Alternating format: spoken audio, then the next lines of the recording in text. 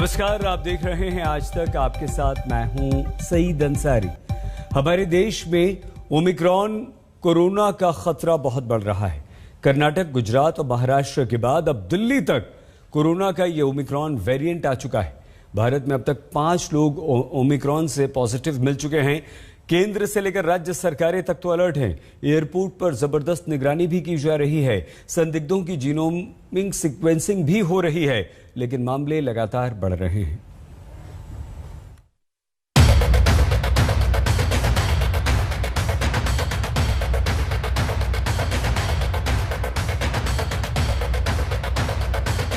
महज 3 दिन का वक्त और देश के 4 राज्यों में कोरोना के ओमिक्रॉन वेरिएंट के केस मिल चुके हैं।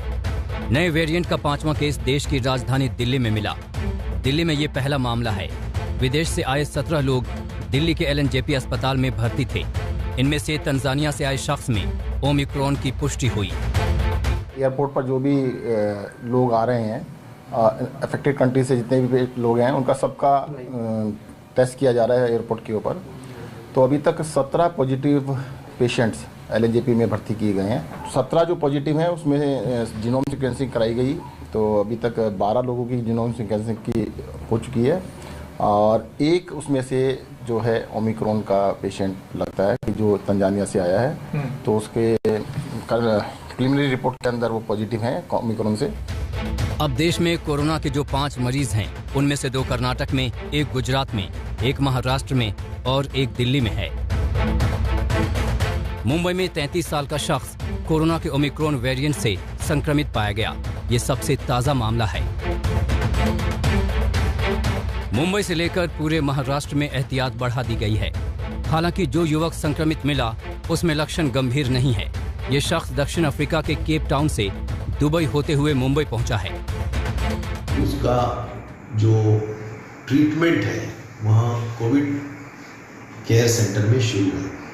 उनकी जो तबीयत है वो बहुत नॉर्मल है, कोई प्रॉब्लम नहीं है और उनको माइल्ड सिम्टम्स थे, माइल्ड बुखार था यानी माइल्ड टेम्परेचर था, लेकिन उनके कॉन्टैक्ट्स में जो भी लोग आए थे, जैसा कि हाई रिस्क कॉन्टैक्ट जो क्लोज लोग होते हैं घर के, और लो रिस्क कॉन्टैक्ट जो थोड़ी समय के लिए वह व्यक्ति कॉन्टैक्ट्स में आया होगा, उन सभी की जांच की गई है और वे सभी निगेटिव हैं, कोविड निगेटिव है। एक के बाद एक राज्य ओमिक्रॉन को लेकर सतर्कता और सख्ती दोनों बढ़ा रहे हैं। सबसे पहले कर्नाटक में ओमिक्रॉन के 2 केस सामने आए थे। वहां नई पाबंदियां लगाई गई हैं। 500 से ज्यादा लोगों के जमा होने पर रोक लगा दी गई है। ऑर्डर बनाया है कि 500 लोगों से ज़्यादा किसी कार्यक्रम में जमा नहीं होना चाहिए। अभी स्कूल के जो भी बच्चों के माँ बाप रहते हैं उनके लिए 2 डबल डोज रहना चाहिए। फिर जो भी सरकारी के जो भी दफ्तर जाते हैं, government employ should have a double dose. ऐसे फिर बाद में क्या है, डिस्टेंस मेंटेन करना, ऐसा बोल के SOP बनाया है। इससे पहले गुजरात के जामनगर में ओमिक्रॉन वेरिएंट का देश में तीसरा मामला मिला था। CM भूपेंद्र पटेल ने हाई लेवल मीटिंग में एहतियात पर विचार किया।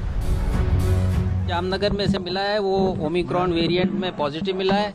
उसके हिसाब से उसको आइसोलेट किया गया है। उसके ऊपर हम नज़र रख रहे हैं। जहां वो रहते थे वहां पर जो है हमने माइक्रो कंटेनमेंट जोन बनाया है और इस हिसाब से हम जो हमको प्रिकॉशन लेने हैं और सूचना जो मिली हुई है उन सब का पालन करते हुए हम लोग उस एरिया को घेर कर उसमें लोगों को उनकी टेस्टिंग, उनकी ट्रेसिंग और जरूर पड़ेगी तो ट्रीटमेंट, ये सब किया जाए।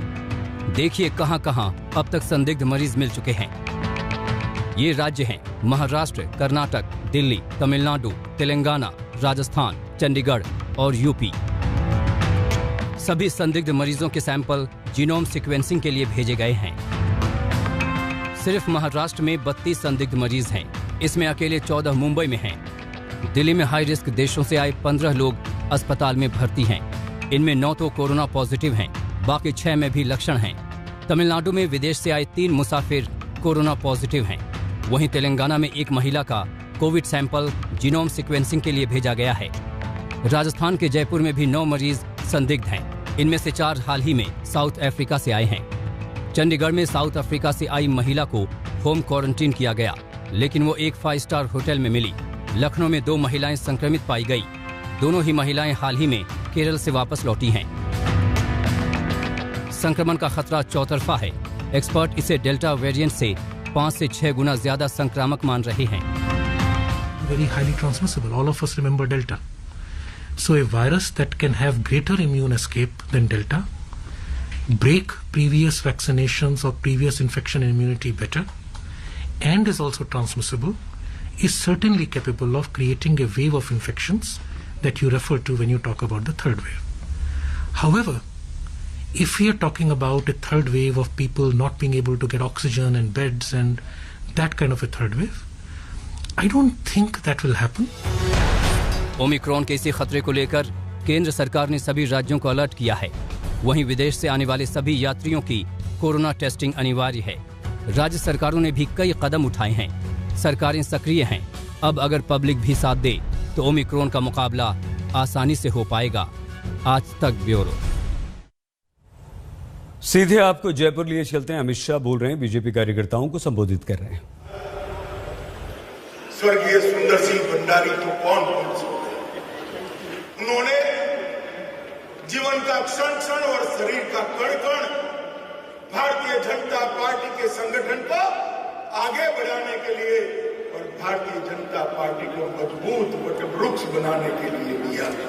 भैरव सिंह जी ने समर्पण के साथ उन्होंने जीवन का क्षण क्षण और शरीर का कण कण भारतीय जनता पार्टी के संगठन को आगे बढ़ाने के लिए और भारतीय जनता पार्टी को मजबूत वटवृक्ष बनाने के लिए दिया।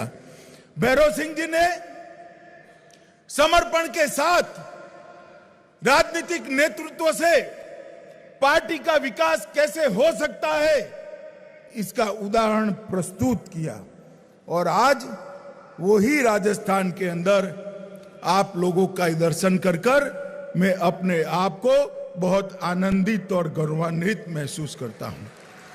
मित्रों, कल मैं जैसलमेर था। रात को रोहतास चौकी पर जवानों के साथ था और जैसलमेर में ये रोहतास चौकी के जवानों के बीच में रहे बगैर मालूम नहीं पड़ सकता है कि वीरों की जननी ये अपना राजस्थान क्यों है। मित्रों, ये धरती की मिट्टी में ही कुछ ऐसा है कि यहां से जो पैदा होता है वो आन बान और शान के लिए, देश के लिए जीना और देश के लिए मरना दोनों जानता है। मां तन्नोद के दर्शन कर कर मैं यहां आया हूं और आप सबके बीच में आया हूं, तब आपका उत्साह, आपका उमंग और आपका जोश देखकर मुझे विश्वास हो गया है कि 2023 में 2/3 बहुमत के साथ यहां भारतीय जनता पार्टी की सरकार बनने वाली है।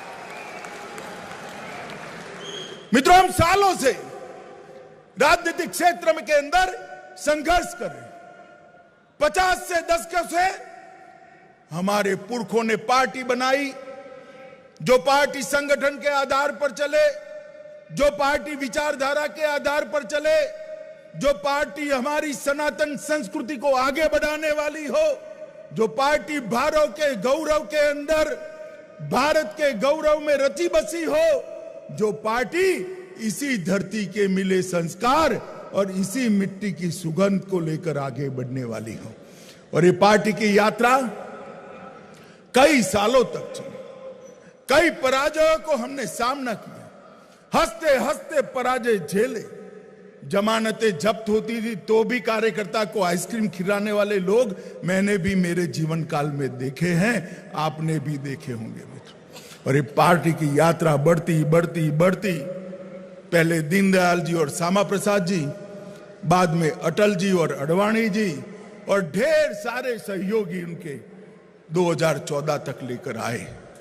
और 2014 में मोदी जी के नेतृत्व में भारतीय जनता पार्टी ने चुनाव लड़ने का निर्णय किया और बहुत लंबे समय के बाद और आजादी के बाद पहली बार मोदी जी के नेतृत्व में पूर्ण बहुमत की भारतीय जनता पार्टी की सरकार बनी। आप लोग ताली बजा रहे हो, मगर मैं आपका धन्यवाद करने आया हूं, क्योंकि पूर्ण बहुमत की जब मोदी सरकार बनी, भारतीय जनता पार्टी के कमल की पूर्ण बहुमत की सरकार बनी, तब इसी राजस्थान की वीरभूमि ने 25 में से 25 सीटें नरेंद्र मोदी जी को देने का काम किया।